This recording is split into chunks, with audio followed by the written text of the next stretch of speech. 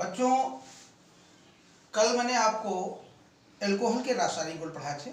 एल्कोहलों के रासायनिक गुण की प्रक्रिया में आज हम आपको विहाइड्रोहैलोजनीकरण बता रहे हैं।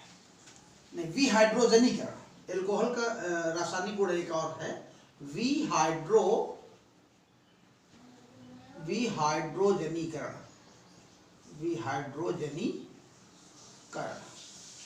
ये एल्कोहलों का एक विशेष गुण है। देखिए किस तरह से इस पर टिप्पणी भी आती है कि विहाइड्रोजनीकरण क्या है।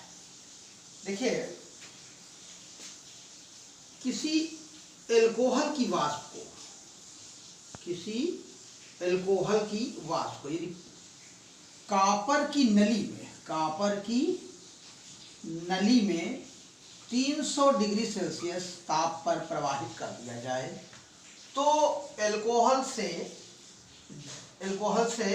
हाइड्रोजन का एक अणु निष्कासित हो जाता है और वो एल्डिहाइड बन जाता है।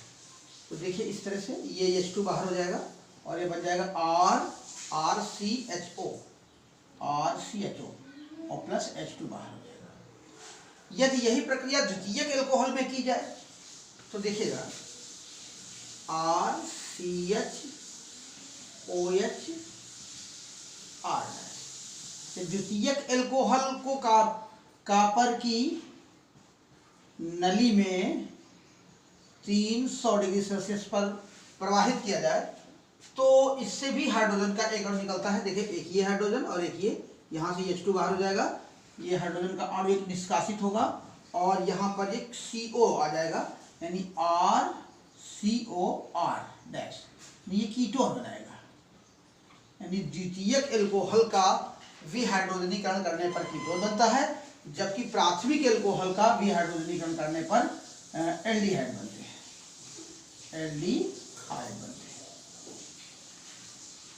तृतीयक एल्कोहल में यह प्रक्रिया नहीं होती है। तृतीयक एल्कोहल की कंडीशन अलग है।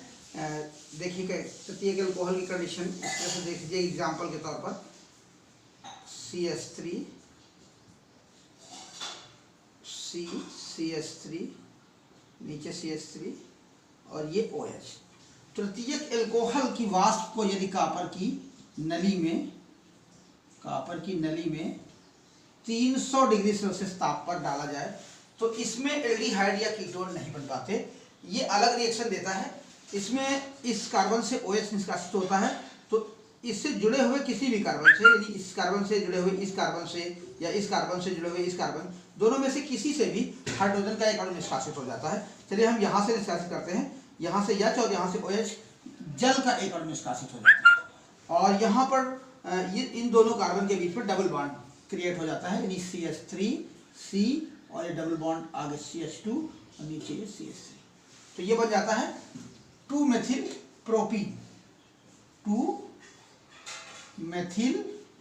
प्रोपीन बन जाता है, यानी यहाँ पर एल्कीन का निर्माण होता है। तो ये है विहाइड्रोजनीकरण। तो ध्यान से सुनिएगा, विहाइड्रोजनीकरण केवल दो में संभव है, प्राथमिक एल्कोहल में, प्राथमिक एल्कोहल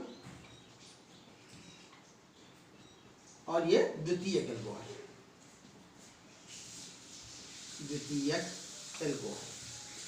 तो एक बार फिर से सुनिएगा कि जब किसी एल्कोहल की वाष्प को, इसमें विशेष रूप से प्राथमिक व द्वितीयक एल्कोहल है, जब प्राथमिक व द्वितीयक एल्कोहल की वाष्प को कॉपर की नली में 300 डिग्री सेल्सियस ताप पर प्रवाहित करते हैं तो एल्कोहलों से हाइड्रोजन का एक अणु निष्कासित हो जाता है और वह एल्डिहाइड या कीटोन में परिवर्तित हो जाता है।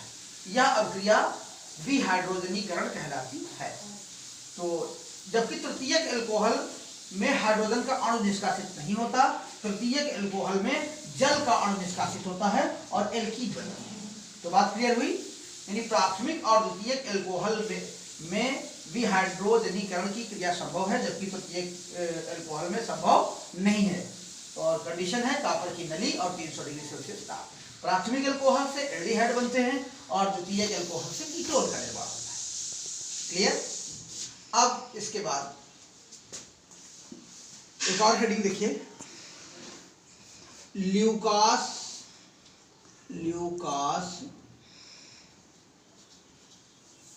परीक्षण।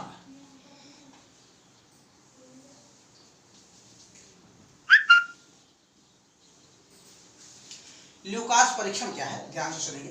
तो सबसे पहले हम जानेंगे कि ल्यूकास अभिकर्मक, ब्रैकेट में इसको हम ल्यूकास अभिकर्मक के रूप में भी लिख लें। ल्यूकास अभिकर्मक।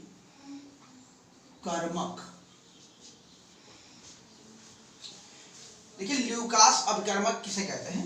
निर्जल ZnCl2 जिंक क्लोराइड, निर्जल जिंक क्लोराइड और सांद्र HCl हाइड्रोक्लोरिक अम्ल के मिश्रण को ल्यूकास अभिकर्मक कहते हैं। किसको कहते हैं? निर्जल जिंक क्लोराइड और सांद्र HCl के मिश्रण को ल्यूकास अभिकर्मक कहते हैं। ल्यूकास अभिकर्मक में अल्कोहल की थोड़ी सी मात्रा डाल देने पर, ल्यूकास अभिकर्मक में अल्कोहल की थोड़ी सी मात्रा डाल देने पर ल्यूकास अभिकर्मक का रंग परिवर्तित हो जाता है। यानी द्वितीयक और तृतीयक अल्कोहल यदि हम डालते हैं तो थोड़े ही समय में विलयन का रंग धुंधला हो जाता है। द्वितीयक अल्कोहल को डालेंगे या तृतीयक अल्कोहल को डालेंगे तो थोड़े ही समय में ल्यूकास अभिकर्मक का रंग धुंधला हो जाता है, जबकि प्राथमिक अल्कोहल की अल्प मात्रा डालने पर रंग अपरिवर्तित रहता है। यानी प्राथमिक अल्कोहल से ल्यूकास अभिकर्मक अभिक्रिया नहीं करता। तो ल्यूकास अभिकर्मक का उपयोग अल्कोहलों के परीक्षण में किया जाता है। इसका उपयोग कहाँ किया जाता है? उपयोग इसका अल्कोहलों के परीक्षण में, अल्कोहलों के परीक्षण में किया जाता है। तो ल्यूकास परीक्षण समझ में आई बात? फिर से एक बार ध्यान सुन लीजिए कि निर्जल जिंक क्लोराइड और सांद्र HCl के मिश्रण को ल्यूकास अभिकर्मक कहते हैं। ल्यूकास अभिकर्मक द्वारा, ध्यान दें, ल्यूकास अभिकर्मक द्वारा अल्कोहलों का परीक्षण ल्यूकास परीक्षण कहलाता है। इस बात को क्लियर कर लें कि ल्यूकास परीक्षण क्या है। अगर ये क्वेश्चन आता है तो आपको लिखना होगा कि निर्जल जिंक क्लोराइड और सांद्र HCl के मिश्रण को ल्यूकास अभिकर्मक कहते हैं। ल्यूकास अभिकर्मक द्वारा अल्कोहलों के परीक्षण को ल्यूकास परीक्षण कहते हैं। ल्यूकास परीक्षण की प्रक्रिया क्या है कि जब ल्यूकास अभिकर्मक में प्राथमिक, द्वितीयक और तृतीयक अल्कोहलों की अल्प मात्रा डालते हैं तो द्वितीयक अल्कोहल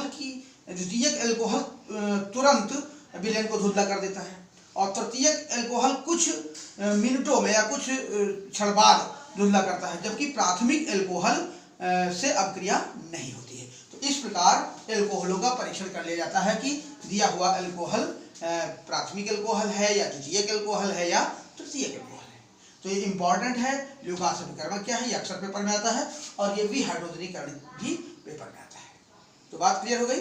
तो अल्कोहलों के रासायनिक गुण का स्टेप यहीं से समाप्त होता है।